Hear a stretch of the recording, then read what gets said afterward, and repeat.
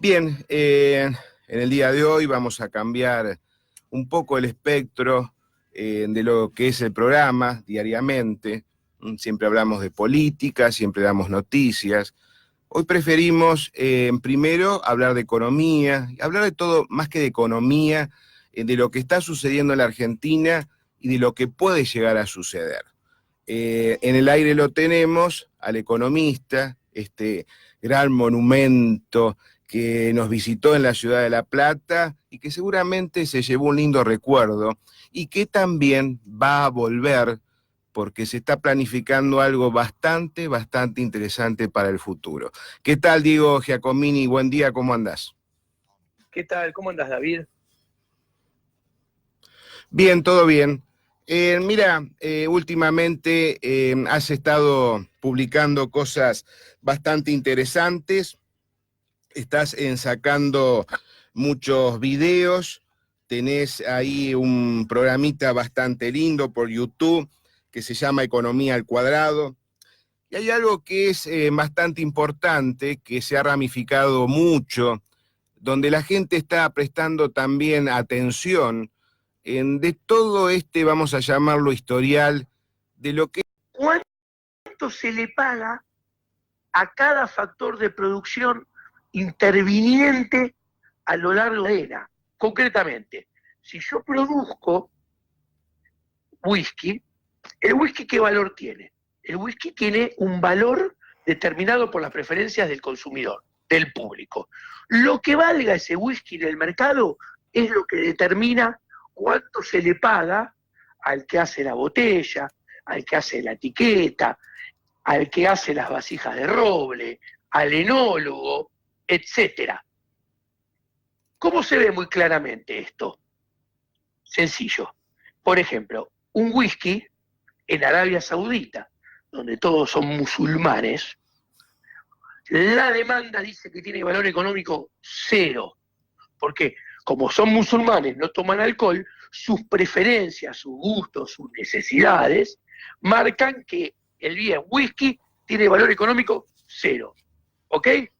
Mira, es exactamente al revés de lo que nos enseñan.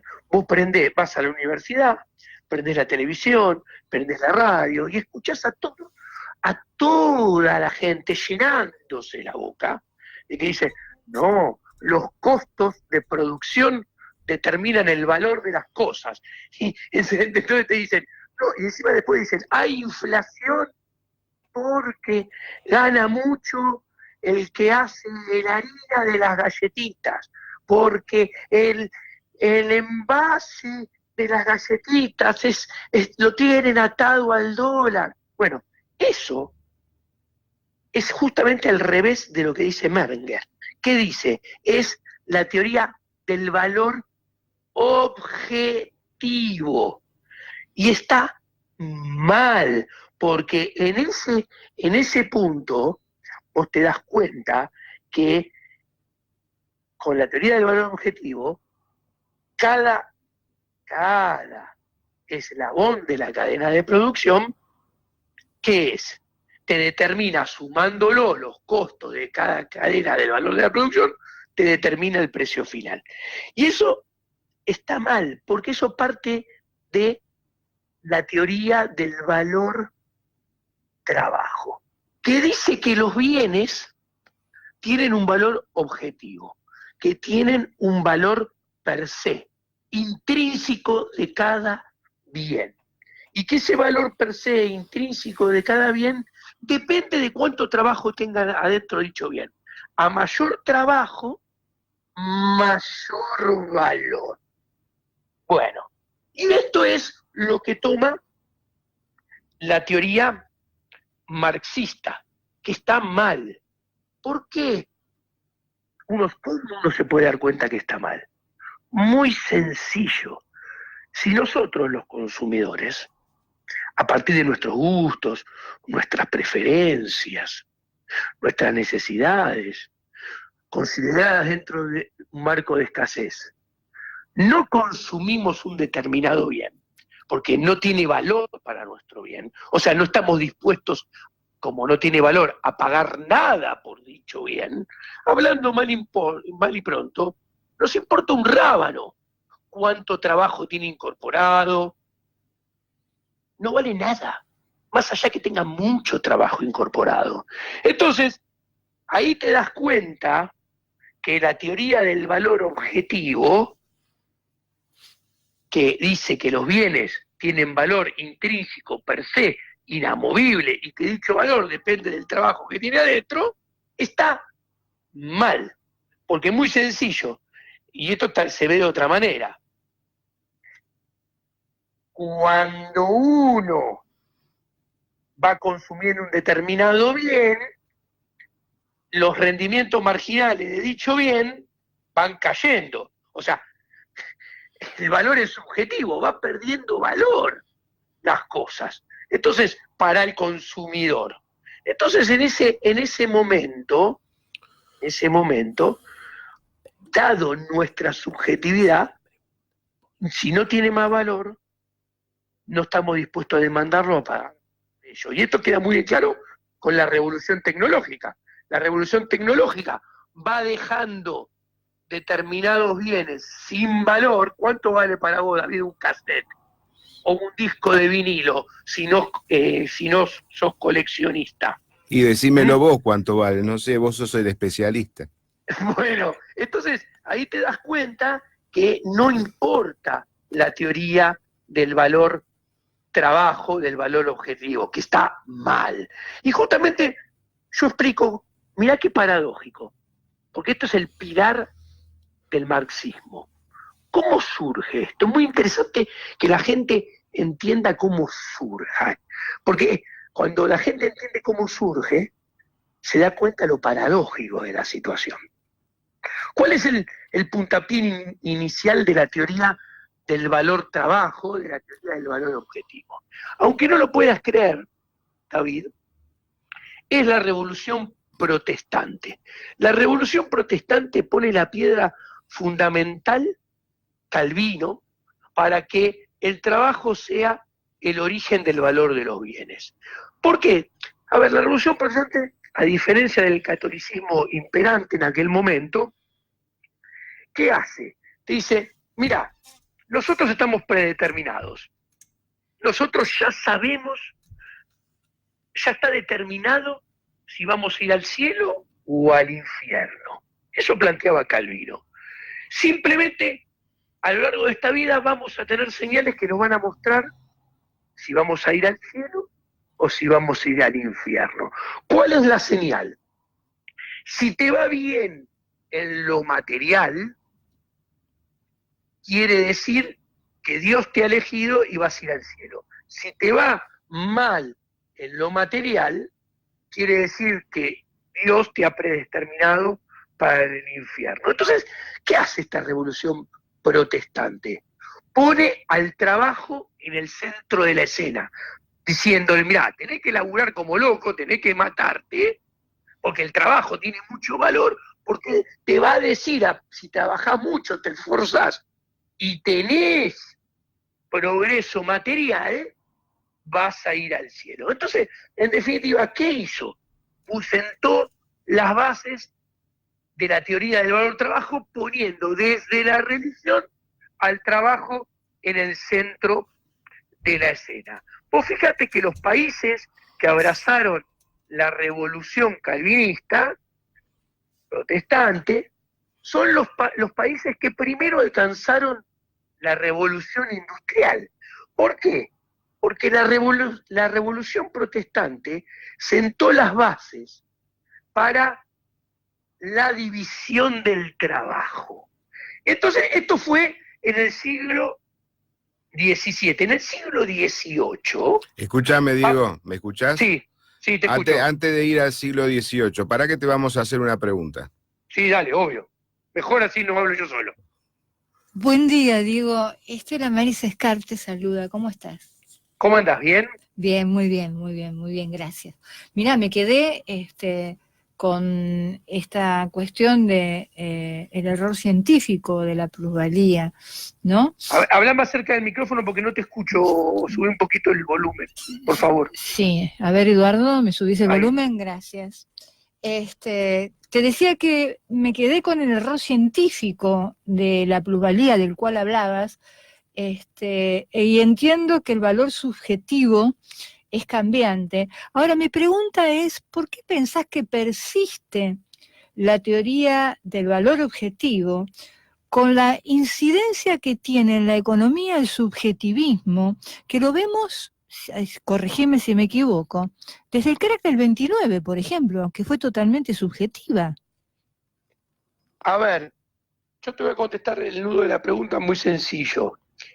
La teoría objetiva del valor trabajo perdura en nuestra sociedad porque por obra y gracias de la educación, que la educación formal es cómplice en este fenómeno. Es más, no solamente es cómplice, es el principal responsable de que esto siga así. Yo en mi curso en la Universidad de Buenos Aires, en la Facultad de Ciencias Económicas, de Macroeconomía y Política Económica, que doy un curso de Macroeconomía y Política Económica, repito, desde una óptica anarcocapitalista en la UBA, los mando a los estudiantes a la biblioteca en Córdoba y Junín a buscar las principales obras de von Mises, de von Hayek, de Rothbard, de Kirchner, de Jesús Huerta de Soto, de Menger. No están en la biblioteca. Entonces vos cuando te das cuenta, los chicos al principio piensan que yo exagero con el adoctrinamiento en la religión del Estado que hace la educación pública, ya sea de gestión estatal o de gestión privada.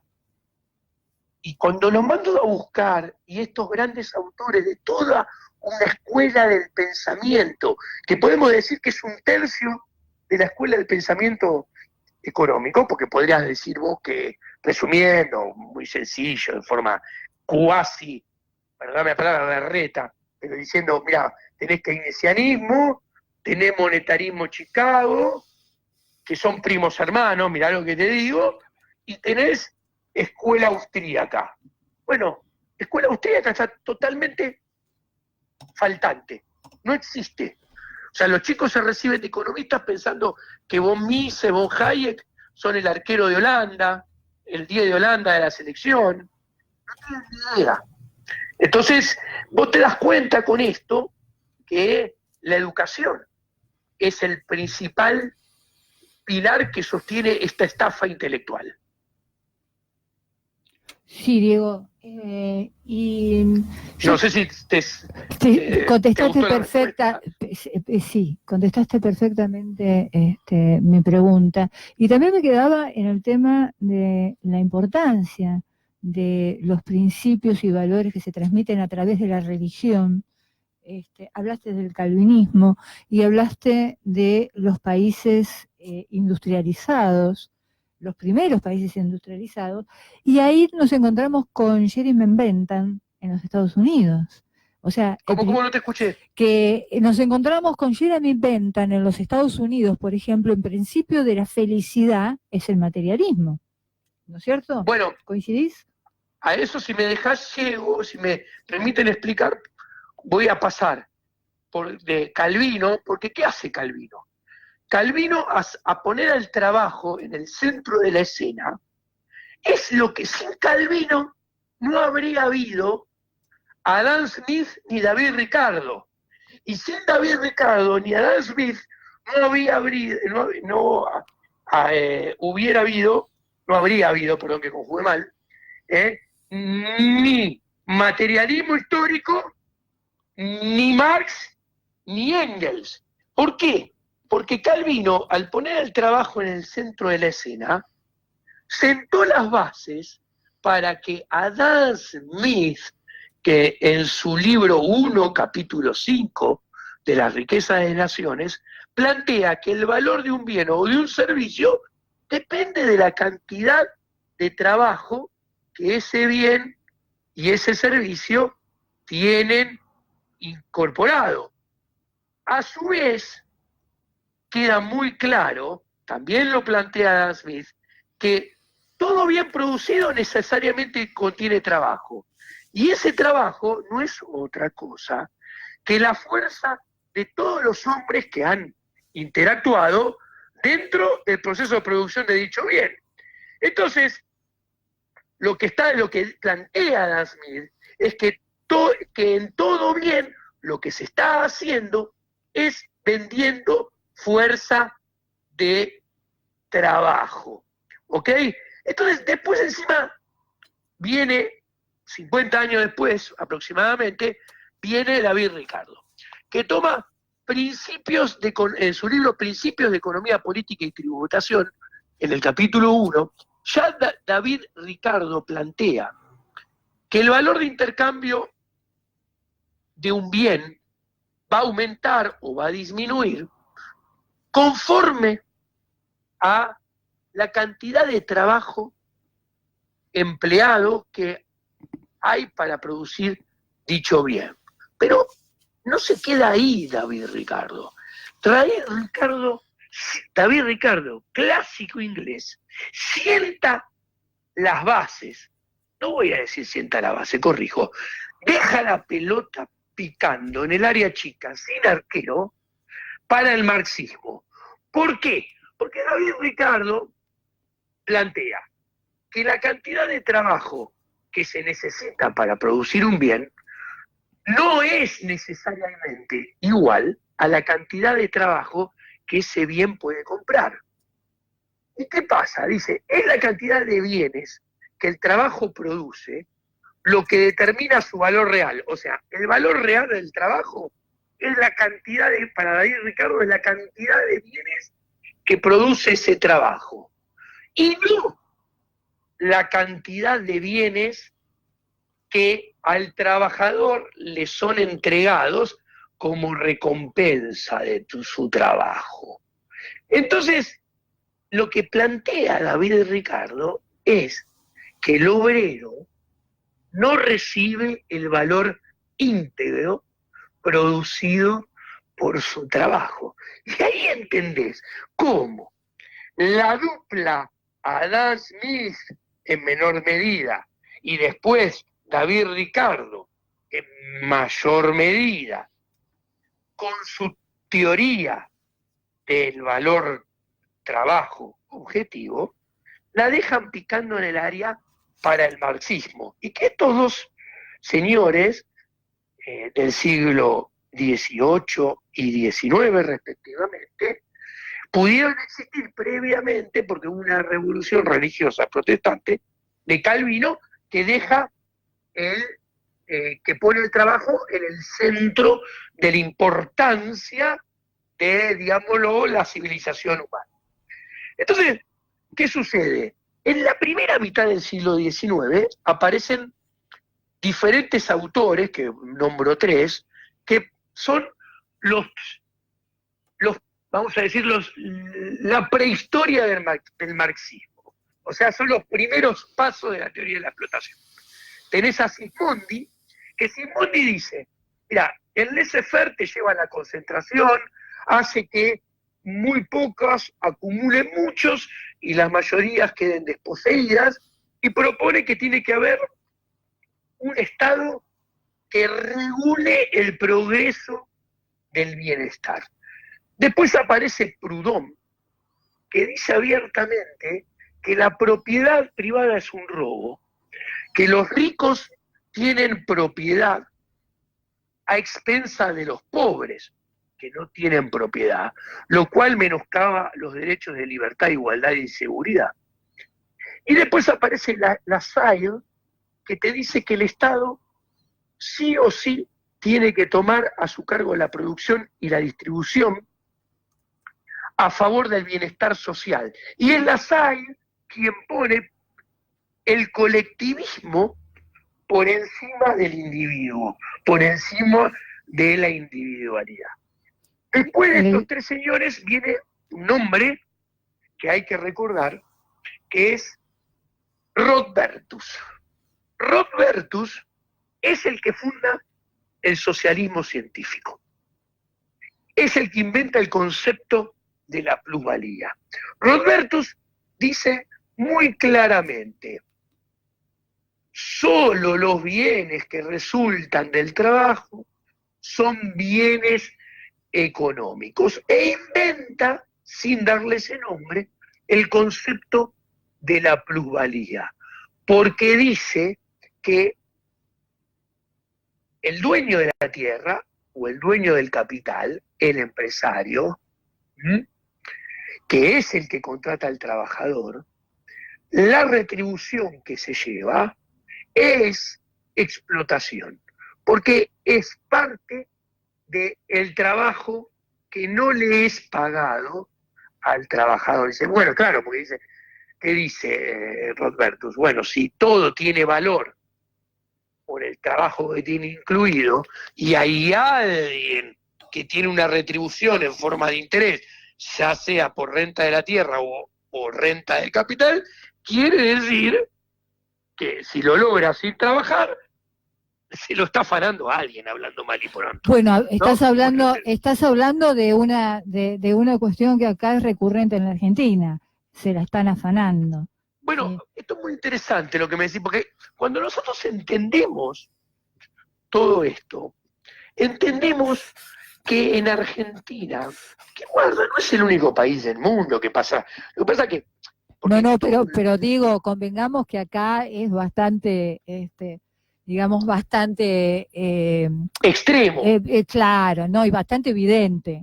O sea, bueno, falta un poco de toque. Tenemos digamos. que tener en claro que en Argentina creemos cosas en forma extrema que están decididamente mal. Porque, a ver, si yo te leo los 6 pilares fundamentales de la teoría de explotación de Rodbertus, te los nombro. A ver, te dice, todos los bienes económicos son frutos del producto del trabajo humano. Los obreros no perciben el valor íntegro de lo que producen. Los trabajadores son coaccionados para no percibir el valor íntegro de lo que producen. Y esa coacción proviene de instituciones nefastas, como la propiedad privada y el contrato laboral que están obligados a firmar con capitalistas y terratenientes.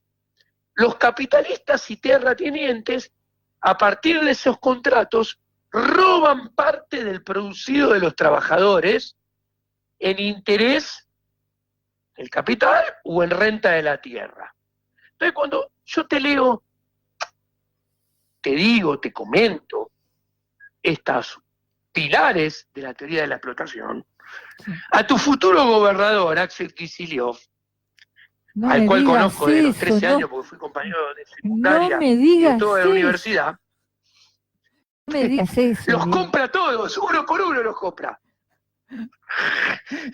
Entonces, vos te das cuenta que aparte Axel era profesor de Historia del Pensamiento Económico en la facultad que soy profesor yo, en la Universidad de Buenos Aires. Vos te das cuenta que la unión, la asociación ilícita que hay, ilícita desde el punto de vista intelectual, ¿no? Que hay entre políticos, universidades, cortesanos del poder profesores tienen a la población cautiva de una mentira intelectual.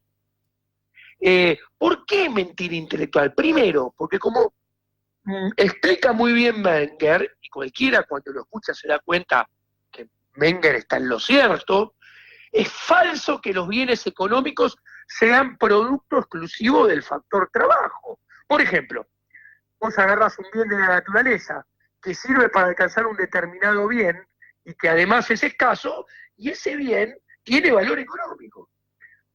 ¿El valor de dónde surge?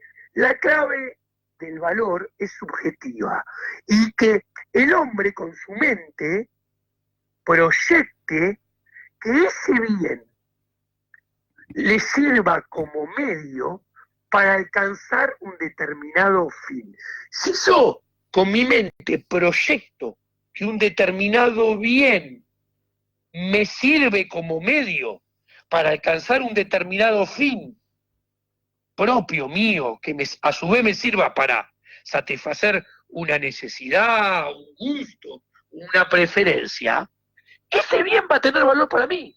Y ese bien, su valor, es o va a depender 100% de mi subjetividad. Pero aparte, mirá qué erróneo que está la teoría del valor trabajo objetivo, que vos decís, claro, hay bienes que tienen exactamente la misma cantidad de trabajo, pero valen diferente. Pero Por ejemplo, lógico, un vino. te lo puedo decir en la moda, y a veces no es cuestión de calidad, sino es cuestión de moda y es parte de la subjetividad que hace a la demanda de ese producto. Ahí está. Pero mirá que claro, mirá el ejemplo de un vino, que todo oyente te lo va a entender. Un vino añejado un año tiene un valor económico, y un vino añejado 5 años tiene el mismo valor económico, diferente valor económico, perdón, Sí, diferente. Bueno, y los dos tienen el mismo trabajo incluido, y valen diferente, tienen diferente valor. ¿Por qué? Porque desde nuestra subjetividad nos parece más rico el vino, nos parece más rico el gusto del vino añejado 5 años que el vino añejado un año, y tienen los dos el mismo trabajo. Pero acá viene un grave error, una brutalidad de la teoría marxista. Es que el tiempo de producción también genera valor. A mayor tiempo, mayor valor, aún con el mismo trabajo incorporado. Y esto hay que entenderlo, porque el grave error de la teoría marxista es que desconoce que el tiempo es dinero, que el tiempo es valor. Y esto es un error intelectual que cuando vos lo corregís y lo incorporás a la teoría, se derrama, se cae toda la teoría marxista como un castillo de naipes. ¿Por qué? ¿Qué sucede con la teoría marxista?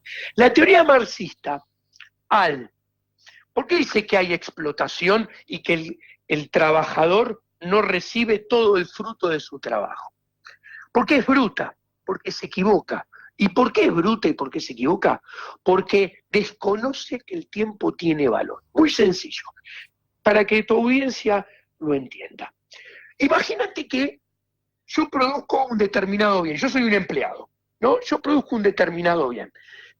Soy un eslabón dentro de una cadena de producción.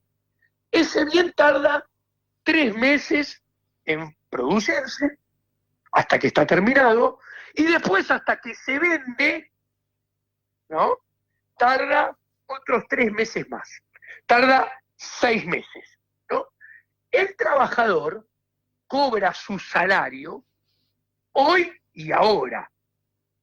Cobra el valor, cobra un sueldo de un bien que todavía no produjo, que va a estar listo dentro de 3 meses, y de un bien que todavía no se vendió. O sea, su valor no se ejerció hasta dentro de 6 meses.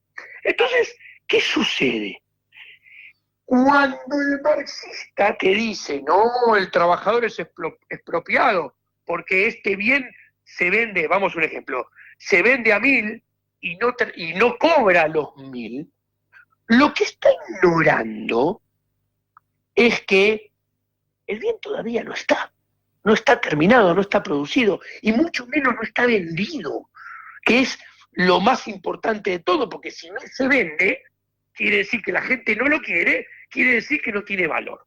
Entonces, ¿qué sucede? Cuando te dice, porque esta la teoría marxista dice, no, es explotado porque si el bien vale 1.000, no está cobrando los 1.000, no está cobrando todo el valor de su trabajo, y por ende es explotado, está cometiendo una paparruchada intelectual. Creo que está, Porque disculpame que te interrumpa, digo, creo que se está obviando lo que muchas de las ciencias han hecho a partir de la teoría de la relatividad de Einstein, instalar el tiempo dentro del análisis. Es que entender esto lo estaba explicando, déjamelo terminar, por favor. Sí. Porque cuando ves esto con claridad meridiana, es fabuloso.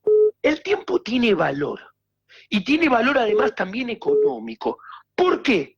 Porque el trabajador cobra hoy, pero el valor se realiza en 6 meses con la venta. En el medio hay riesgos, en el medio hay incertidumbre, que las asume todo el empresario, y que el riesgo, las incertidumbres, también tienen que ser retribuidas. Pero aparte, el trabajador tiene la opción de, siguiendo su lógica equivocada, no quiere ser explotado, dice, bueno, que se haga cooperativista, que hoy no cobre nada, que espere 3 meses a que el bien se termine, y que espere después 6 meses, 3 meses más, o sea, 6, a que el bien se venda, y cobra los 1.000. Pero claro, no lo quiere hacer porque quiere más seguro pájaro volando, un pájaro en mano que 100 volando. Entonces, ¿qué te dice? Vamos a un ejemplo con números. Por ejemplo, imagínate, está muy claro que si yo te tengo que pagar a vos 1.000 pesos hoy, valen mucho más que 1.000 pesos dentro de 4 meses. Entonces, por ejemplo, vamos a usar una tasa de interés del 5% mensual, que es más o menos la que te paga un plazo fijo en Argentina, ¿no? Si vos vas a vender algo dentro de 5 periodos, dentro de 4 periodos, a 1.000, eso hoy son 822.7. ¿Ok? 1.000 dentro de 4 meses, hoy son 822. Justamente al trabajador, ¿qué se le paga? Se le paga esos 822. ¿Qué es eso? Es la productividad marginal del trabajo descontada por la tasa preferencial del tiempo, que es una tasa social. O sea, es cuánto la sociedad valora el tiempo. En Argentina, como hay mucha inflación, se valora mucho más el presente que el futuro, porque andás a ver qué pasa en el futuro. Por eso en Argentina se usa, por ejemplo, una tasa de interés mensual de el 5%, mientras que en una economía con mucho menos riesgos y mucho menos incertidumbre, se usa una tasa mensual de el 0,15. Entonces, ¿qué te dice el marxismo? El marxismo, ¿por qué? Mirá la bestialidad. El marxismo, ¿por qué considera que lo explotan?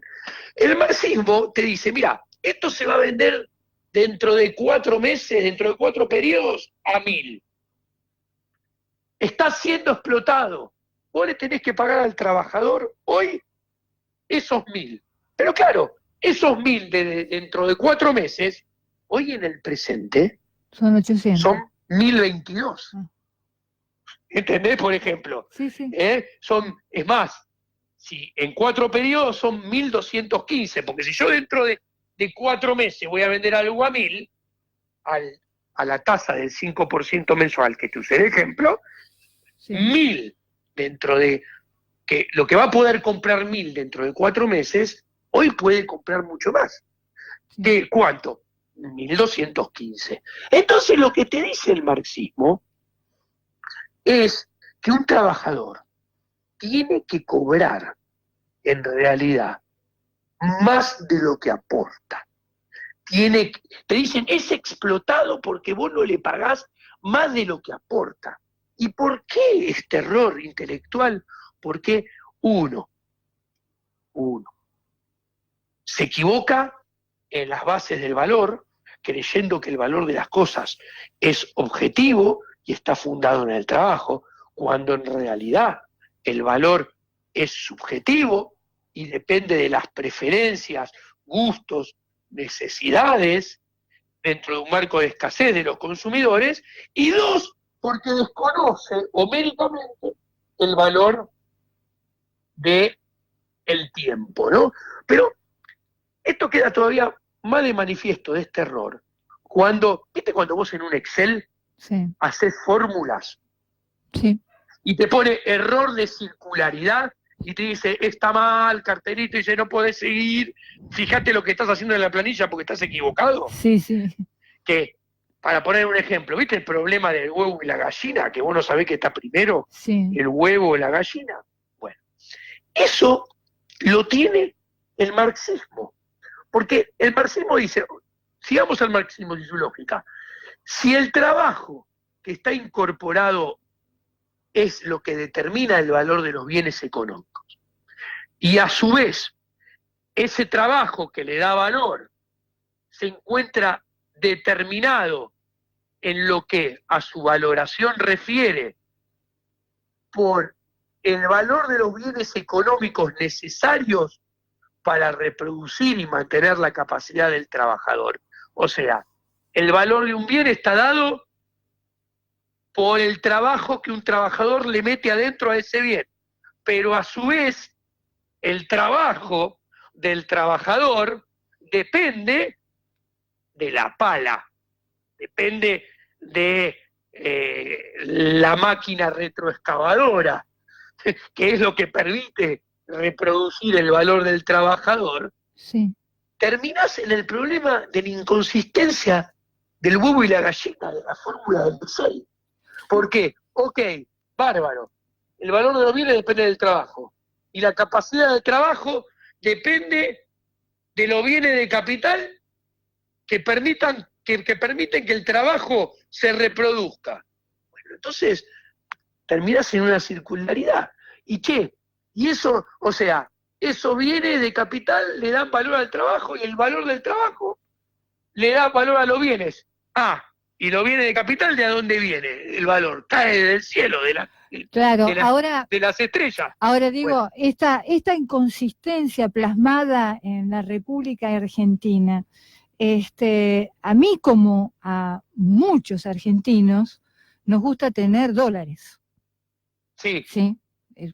Es, digamos, una ecuación racional, ¿no? Cuando pienso en abandonar el peso y dolarizar nuestra moneda, ¿estoy diciendo una locura, un disparate, como opinan algunos, o sería una posibilidad viable a pesar del soviético Kicillof? Mira, vamos por puntos, porque es interesante tu pregunta. 1. El dólar es el vehículo que los argentinos descubrimos para protegernos del escarnio de la casta política. ¿Ok? Porque la casta política, con el peso, la política monetaria y el Banco Central, ese trípode, peso, política monetaria y Banco Central, son tan solo vehículos para empobrecernos y cobrarnos un impuesto adicional que no tenemos manera de evadir. No podemos contratar a ningún contador que nos ayude a evadir la inflación. O sea, es el arma recaudatoria más eficiente para el político chorro parasitario argentino y más descarnada e inmoral también. Entonces, ¿qué sucede? Como nosotros trabajamos, obtenemos ingresos a partir de nuestro trabajo y ahorramos, en el fondo hay un esfuerzo implícito detrás, o explícito, queremos preservar el fruto de dicho esfuerzo. Si lo dejamos en la moneda acuñada por los chorros expropiadores de los políticos argentinos hace ya desde 1935 para acá, Banco Central, perdemos el fruto de nuestro esfuerzo. Entonces, encontramos que el dólar es, gracias a Dios, es un vehículo eficiente que nos protege de la casta política chorra parasitaria. Entonces nos refugiamos en el dólar. Es algo 100% racional y a su vez es algo 100% valedero desde lo moral, porque nos estamos preservando nuestra propiedad privada que emana de nuestro esfuerzo. ¿Ok? Nosotros ya elegimos Nosotros, nuestra moneda es el dólar, y está bien. ¿Por qué? Porque el dólar nos sirve, porque lo elegimos voluntariamente, tenemos confianza, tenemos credibilidad en el dólar. ¿Y por qué tenemos confianza y credibilidad?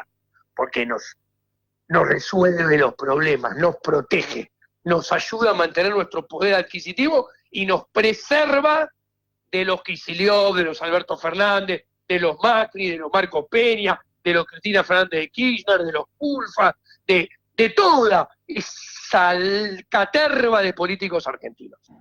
Claro, ¿Ok? sí, Entonces, coincido plenamente. Tenemos que tener en claro que el peso no es soberanía. Eso es una patraña inventada por los políticos. Cuando nos dicen, no, pero si dejamos de tener peso y dejamos de tener Banco Central, perdemos una herramienta de política económica. Sí, justamente lo que queremos algunos es que dejen de tener esa herramienta para afanarnos y esquilmarnos. Mira, antes de 1935, sin Banco Central, la inflación en Argentina y la devaluación eran de 3 y 6% promedio anual. Aparece el Banco Central mixto privado en sus primeros 10 años de vida, entre 1935 y 1946, donde no era estatal, era mixto, tenía capitales privados y tuvo un solo presidente, lo cual mostraba independencia política. Bosch, el presidente. Bueno, esos numeritos de 3 y 6 se duplicaron, ¿ok?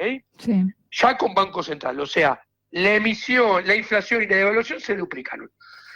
Cuando viene Perón en 1946 y nacionaliza el Banco Central, esos numeritos saltaron al 200, redondeando 220% anual hasta 1991. Y el PBI per cápita de Argentina, que era en las primeras décadas del siglo XX el 95% del PBI per cápita de Estados Unidos, o sea, Estados Unidos generaba $100 de riqueza por habitante, Argentina generaba 95, ¿ok? En ese proceso, por culpa, entre otras cosas, del Banco Central, que siempre sirvió como instrumento para financiar las políticas fiscalmente delirantes de la casta política, porque a lo largo de todo ese tiempo siempre tuvimos déficit fiscal. El PIB per cápita de Argentina cayó a ser el 25% de Estados Unidos. O sea, mientras que en Estados Unidos se generaba $100 por habitante de riqueza, en Argentina se pasó a generar $25 por habitante. Lo cual te muestra que esto no es gratis, que esto pasa a ser un juego de suma cero. La verdadera grieta es los chorros de los políticos parasitarios versus los privados, que somos los que producimos, los que generamos riqueza y que pagamos impuestos. Entonces, ¿qué sucedió? En 1991 la sociedad dijo, basta.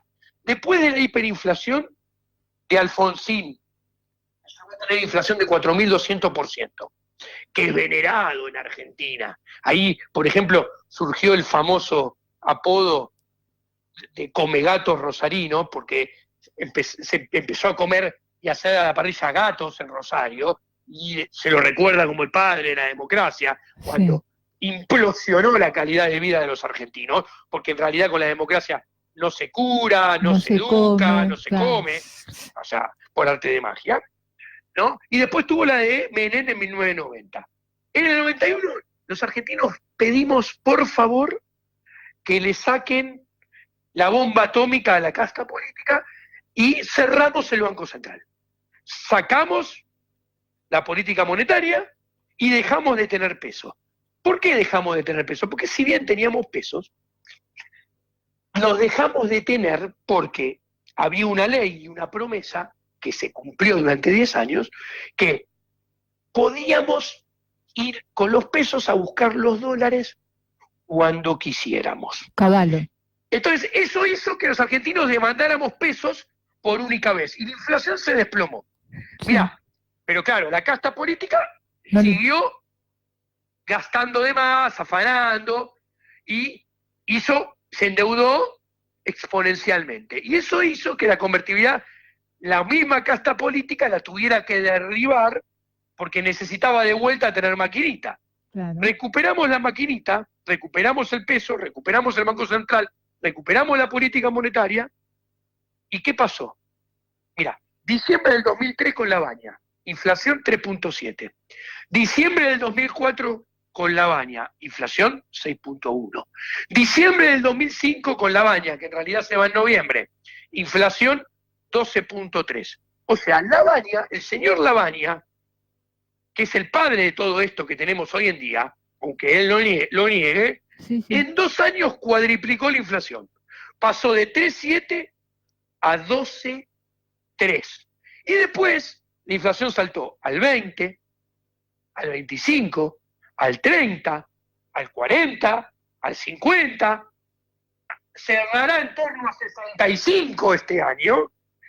Y esto, en los 2 últimos años, Argentina, cuando vos tomes 2018 y 2019, Argentina va a tener 135, 137% de inflación acumulada en 2 años. Todo esto lo logró la casta política, porque como explica la escuela austríaca, el impuesto inflacionario no solamente lo sufren, que los políticos se llenan la boca, lo sufren los más pobres, ¿no? Hay algo todavía más grave. Distribuye ingresos en contra de la clase privada o del sector privado y en favor de los políticos. ¿Por qué?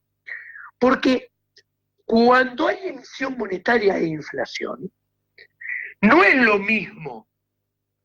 Se beneficia el que primero agarra el billetito recién impreso y se jode el que agarra el billetito al final de toda la cadena. Es muy simple de ver, porque el que agarra el billetito recién impreso gasta ese billetito antes que los precios suban. Mientras que el que recibe el billetito al final de toda la cadena lo va a usar, lo va a gastar una vez que los precios ya subieron. Si yo te pregunto, ¿y quién es el primero que gasta el billetito recién impreso? El político.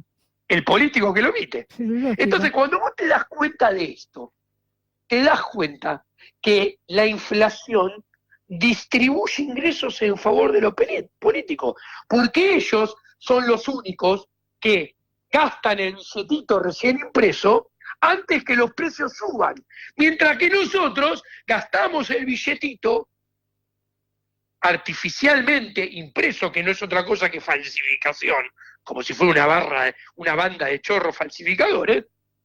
Gastamos el billetito una vez que los impuestos, los precios ya subieron todos. Entonces, cuando nos tenemos que dar cuenta de esto, que se llenan la boca, por ejemplo, ellos generan inflación y se llenan la boca hablando de la emergencia alimentaria, que salieron todos esta caterva de parásitos chorros atorrantes a llenarse la boca a duplicar la emergencia alimentaria. ¿Sabés cuánto es la emergencia alimentaria duplicada después que la votaron todos por unanimidad? Sí, sí, decime. 30.000 millones de pesos. ¿Sabés cuántos son todos los gastos del Congreso de senadores, diputados y asesores en salarios, viáticos, honorarios, etcétera? Contame. 33.000 millones de pesos. Señores atorrantes, ustedes generan el impuesto inflacionario, ustedes nos empobrecen, ese impuesto inflacionario genera hambre, distribuye ingresos en su favor, en contra nuestro, se llenan la boca con la emergencia alimentaria. Señores, trabajen todos ad honorem, que se duplica de vuelta. la emergencia alimentaria, porque ustedes se llevan más que toda la emergencia alimentaria junta. Claro. Entonces, cuando nosotros visualizamos estas cosas, que el 27 de octubre vamos a ir a votar por una oferta electoral que son todas la misma caterva. Tendría que ser realmente, Diego, tendríamos que votar ministro de Economía. Y tenés mi voto, te aclaro. ¿Sí? Mira, yo te digo una cosa, es que la gente es parte del adoctrinamiento en la religión del Estado. La gente, la democracia, a partir del adoctrinamiento de la religión del Estado, es una gran ingeniería intelectual construida para hacernos creer que elegimos algo cuando realmente no elegimos nada. A ver, nosotros votamos nombres que ni sabemos quiénes somos, porque sabemos quién es el primero, y después entre una lista terrible, pero tenemos que tener conciencia que no votamos por nada de lo importante. ¿Qué quiero decir con esto? Uno, vos votás nombres que no sabés qué van a hacer nunca. Sí, aclaremos, voto el Dos. primer nombre, los 10 que vienen después no los conozco. Mirá, pero escucha, nombres que no sabés qué van a hacer. Nombres que no podés auditar qué hacen. Nombres que si hacen algo con el cual no estás de acuerdo, no lo podés sacar. Te tenés que bancar que dure lo que tengan que durar. Nombres que después se pueden pasar de Boca a River, de River a Estudiante, de Estudiante a Gimnasia. Pueden contratar a Maradona, pueden contratar a Bilardo, pueden pasar a Menotti, lo que sea. Y no podés hacer nada tampoco. No, porque la estructura está así. Diego, se nos está pasando, se nos termina el programa, son las 9. Te quiero redondear esto, déjame por favor, Dale, y te dale. cierro con esta frase. No votamos por nada de lo importante. ¿Podemos votar acaso por ver si somos unitarios o federales? ¿Podemos votar para ver si dejamos de tener 24 provincias y pasamos a tener 5 regiones?